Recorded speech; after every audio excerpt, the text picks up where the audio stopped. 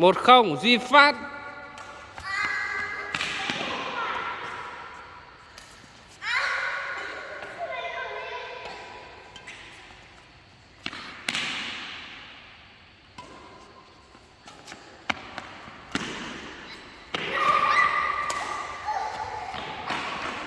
Hai không Duy Phát.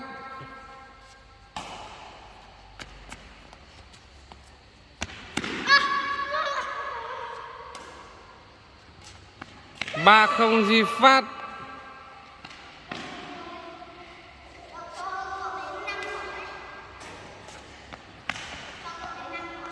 Một ba Đạt Phát.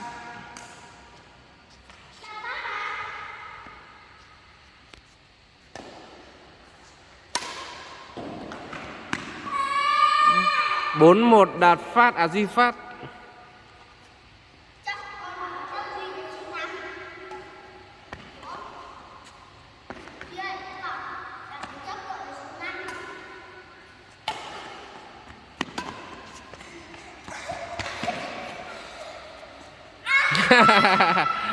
Đạp rơi vào đầu à? 5-1 Duy Phát.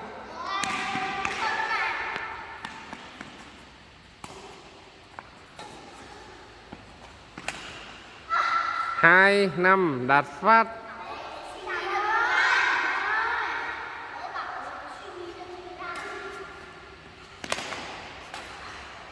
6-2 Đạt Duy Phát.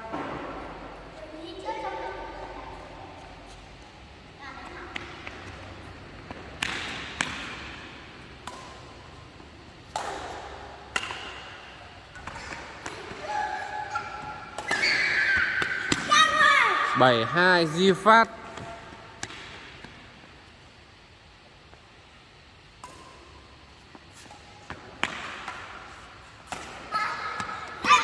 Ba bảy Đạt Phát.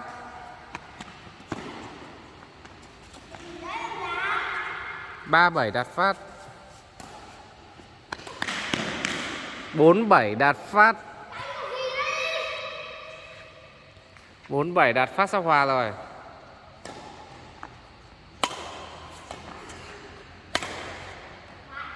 5-7 Đạt Phát. Đánh sang bên kia chứ. 5-7. Sang bên kia chứ. 6-7 Đạt Phát. Phải đánh sang bên kia kìa bà Duy ơi. Đánh sang bên kia mà. Đánh sang bên kia. Đấy. Thấy chưa? 8-6 Đạt Duy Phát.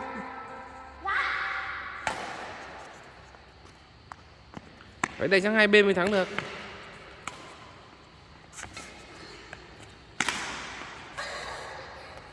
9-6 Duy Phát.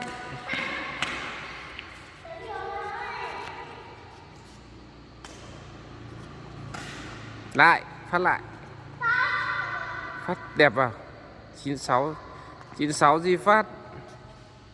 Đấy như thế. Đánh hai bên là thắng. 16 Duy Phát.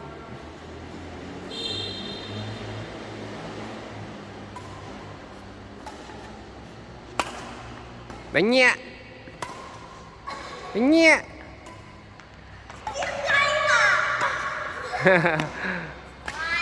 Bảy 10 Đạt Phát.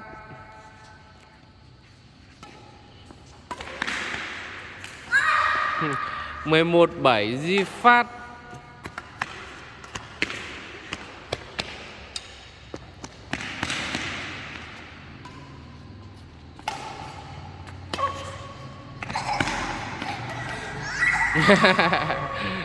Mười 12-7 Duy Phát.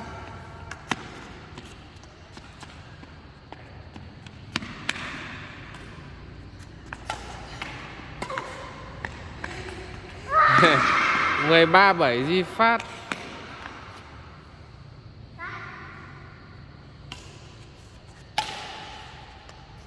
8-13 Đạt Phát.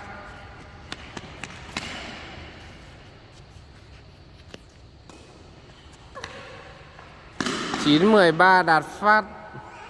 Đạt phát cao lên, đừng có phát thấp. 14-9 Duy Phát. Phát cao như Duy này đấy. Đấy. 15 9 anh ơi, đạt Duy Phát 15 9 Duy Phát.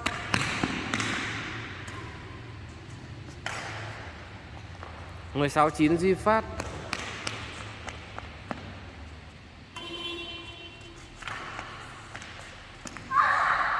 10 16 Đạt Phát. Phát cao lên.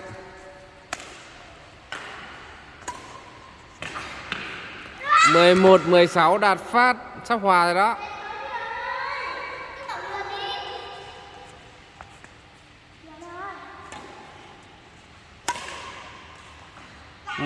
17 11 Duy Phát.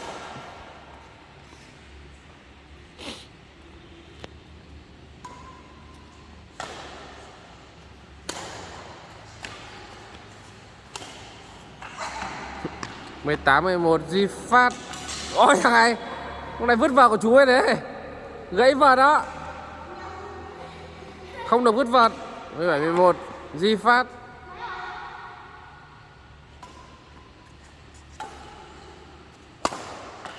Mình nhầm mặt rồi. 18 11 Duy Phát.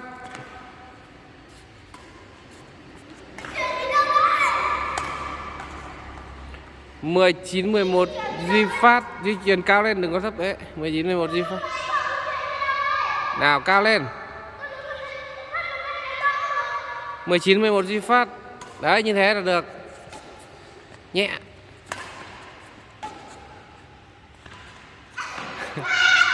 Mười 12 19 Đạt Phát.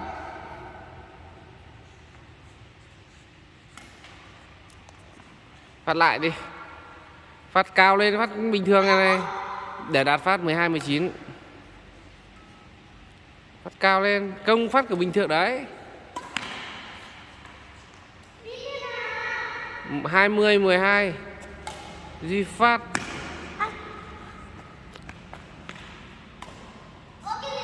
Ra ngoài. 13 20 Đạt Phát.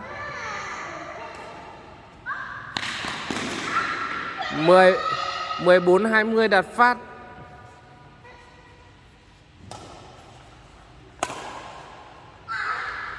21 14 Duy Phát. Ôi, 21 14 Duy Phát. 22 14 Duy Phát.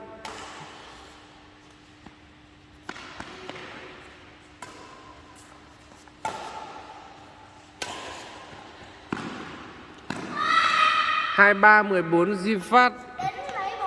50. 15 23 Đạt Phát.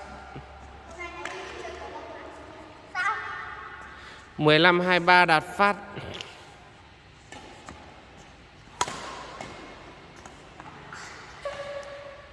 24 15 Duy Phát.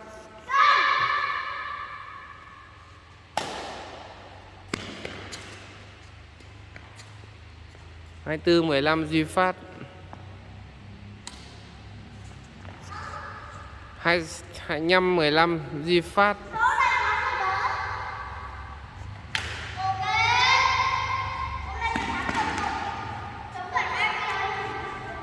25 15 Duy Phát.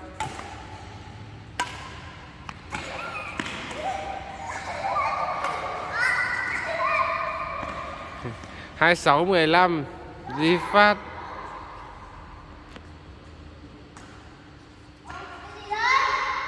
16 26 Đạt Phát. Không.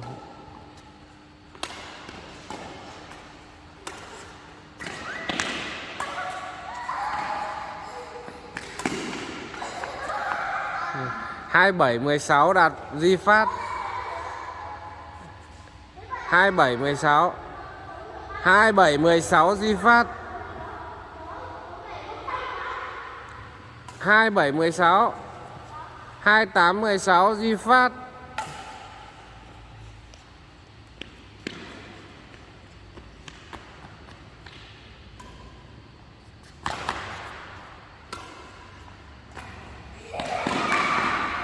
17 28 Đạt Phát.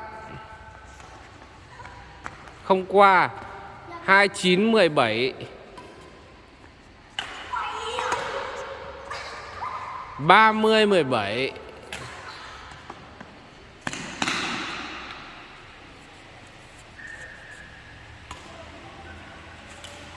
31 17.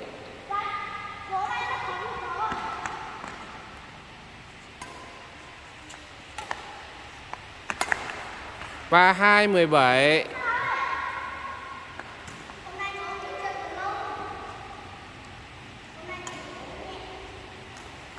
33 17. Hãy chuyển sang đá bóng nhá. Mang bóng vào đây đá đi.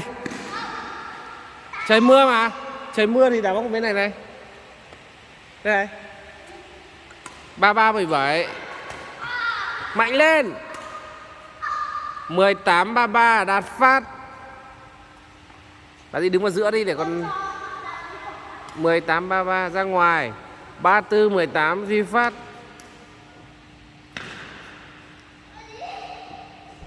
Lại đi, Duy Phát lại 34 18. Phát mạnh lên.